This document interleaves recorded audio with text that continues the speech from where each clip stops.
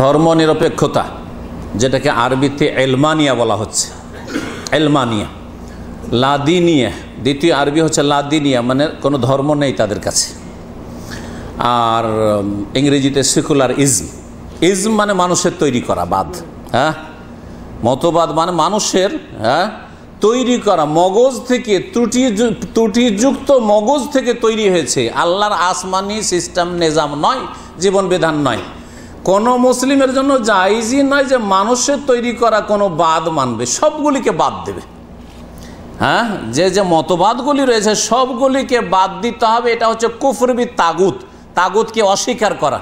ওয়ায়ুমিন বিল্লাহ, তারপরে আল্লাহর আসমানি যে বিধান রয়েছে কোরআন এবং হাদিসের, সেটার বাস্তবায়ন করতে হবে। সুতরাং ধর্মনিরপেক্ষতা একটি কুফরি মতবাদ, আর এর ওপর কেউ যদি সন্তুষ্ট থাকে তাহলে সে কুফরিতে শামিল।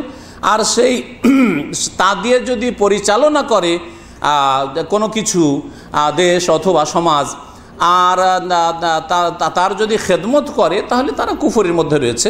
আল্লাহ পাক তাদের যেন ইসলামের সহি জ্ঞান দান করেন, আর তারা সত্যিকার মুসলিম হলে তাদেরকে ফিরে আসা যেন তৌফিক দান করেন, তাদের জন্য হিদায়াত কামনা করি।